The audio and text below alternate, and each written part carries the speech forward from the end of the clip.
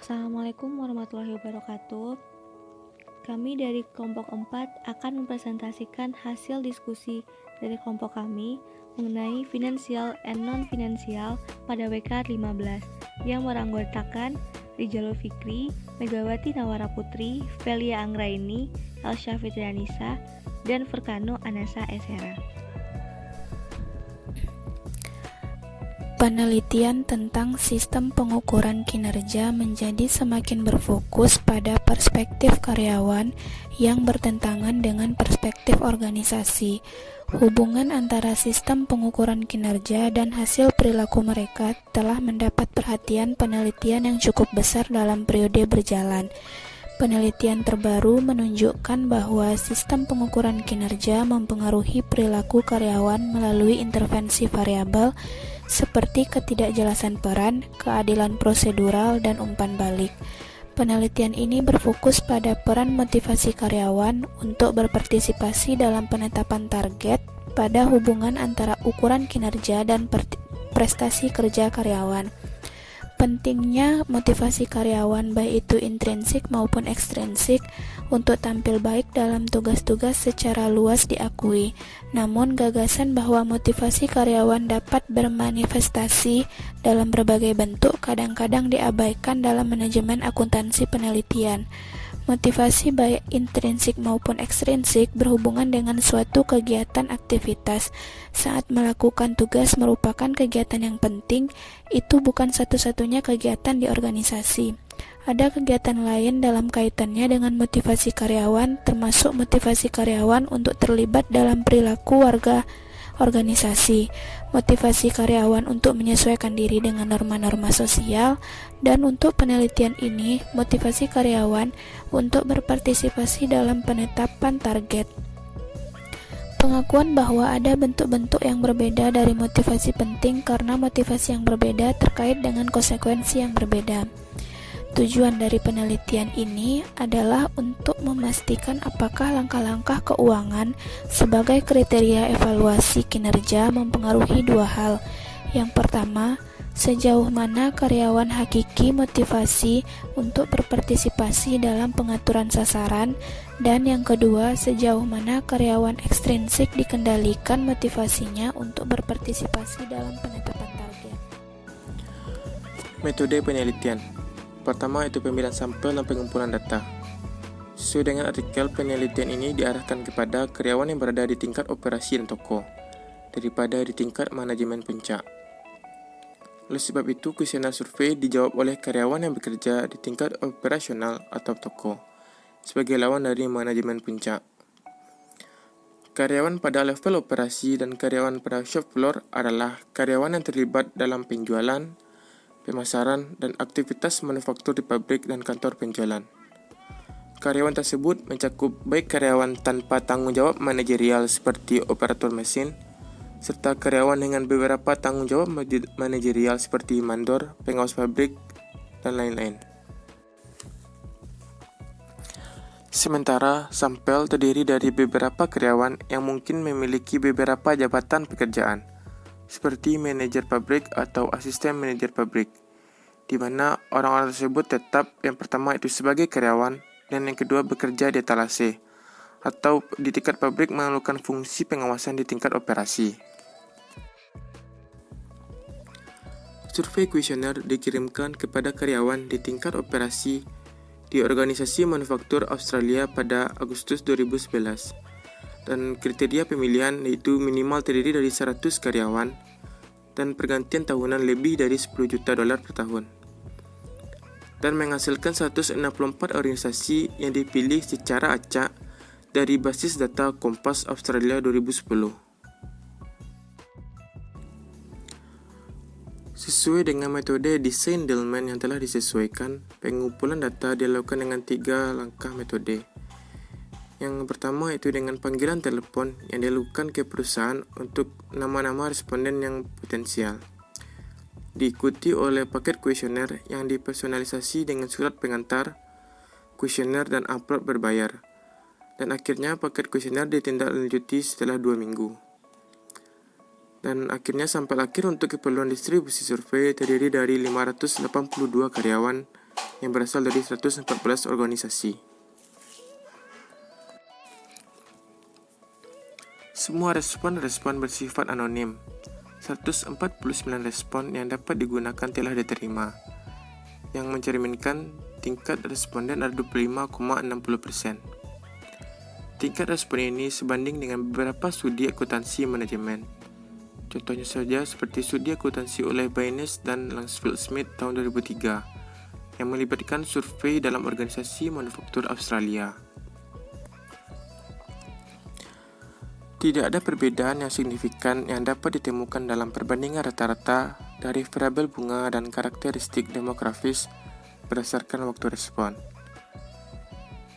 Dan tidak memungkinkannya adanya terjadinya bias non-response. Serta rata-rata peserta dalam sampel telah memegang posisinya atau jabatannya selama kurang lebih 13 tahun dan bertanggung jawab atas rata-rata 39 karyawan dan semuanya rata-rata berusia sekitar 45 tahun.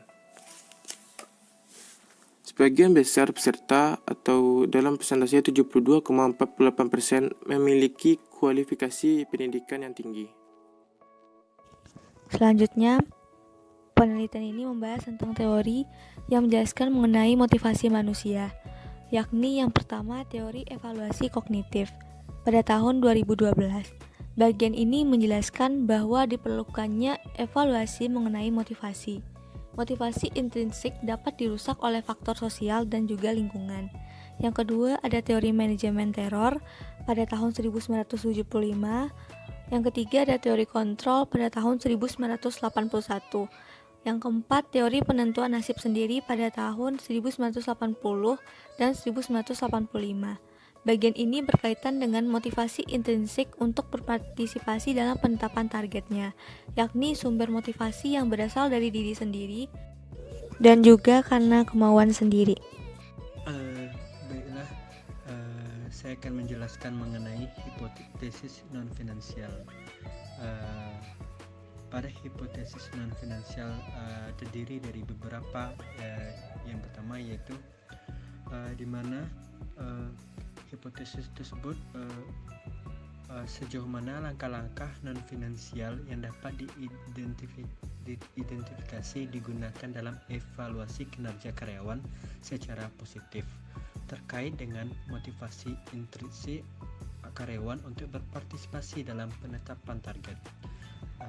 Yang kedua yaitu sejauh mana ukuran keuangan yang dapat diidentifikasi dan digunakan dalam evaluasi kinerja karyawan secara positif, yaitu terkait dengan motivasi intrinsik karyawan untuk berpartisipasi dalam penetapan target. Dan selanjutnya yang ketiga yaitu sejauh mana langkah-langkah non-finansial itu digunakan sebagai kriteria untuk evaluasi kinerja karyawan, yaitu secara signifikan terkait dengan motivasi ekstrinsik yang dikendalikan karyawan untuk berpartisipasi dalam penetapan target.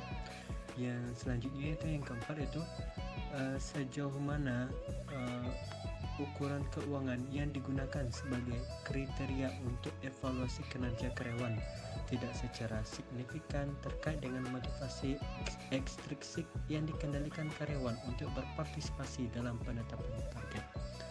Lalu yang selanjutnya yang kelima itu motivasi intrinsik untuk berpartisipasi dalam penetapan target yang tidak terkait dengan kinerja pekerjaan karyawan. Dan yang terakhir yang keenam itu yaitu motivasi ekstrinsik yang terkendali untuk berpartisipasi dalam penetapan target yang berhubungan positif dengan kinerja pekerjaan karyawan. Sekian dari saya. Selanjutnya, kesimpulan, di mana hasil menunjukkan bahwa sehubungan dengan motivasi intrinsik karyawan untuk berpartisipasi dalam penetapan target, langkah-langkah non-finansial dan langkah-langkah keuangan keduanya secara positif dan signifikan terkait dengan motivasi intrinsik untuk berpartisipasi dalam penetapan target. Sebaliknya, dengan motivasi ekstrinsik yang terkontrol untuk berpartisipasi dalam penetapan target, hasilnya menunjukkan bahwa hanya tindakan non-keuangan saja yang positif dan signifikan terkait dengan motivasi ekstrinsik yang dikendalikan. Hasil ini menyarankan kesimpulan sebagai berikut. Yang pertama, mereka menyarankan bahwa motivasi intrinsik karyawan untuk berpartisipasi dalam penetapan target dapat dipengaruhi secara signifikan ketika organisasi mengandalkan ukuran kinerja yang dapat diidentifikasi sebagai kriteria untuk mengevaluasi kinerja karyawan mereka. Temuan penelitian ini mungkin memiliki implikasi praktis dan teoritis yang penting. Pertama, hasilnya menekankan pentingnya ukuran kinerja pada motivasi karyawan untuk berpartisipasi dalam penetapan target. Dari perspektif teoritis, penelitian ini berkontribusi dengan menginformasikan debat saat ini tentang ukuran kinerja dan hubungan kinerja. Bukti empiris mendukung hubungan yang kuat antara tindakan non-keuangan dan motivasi ekstrinsik yang dikendalikan karyawan untuk berpartisipasi. Ini juga mendukung hubungan yang kuat antara motivasi ekstrinsik yang terkontrol untuk berpartisipasi dan meningkatkan kinerja karyawan, di mana terdapat keterbatasan yang terkait dengan penelitian ini. Sementara kehati-hatian diambil untuk sampel yang representatif. Bias dan keterbatasan lain yang terkait dengan metode survei mungkin masih ada.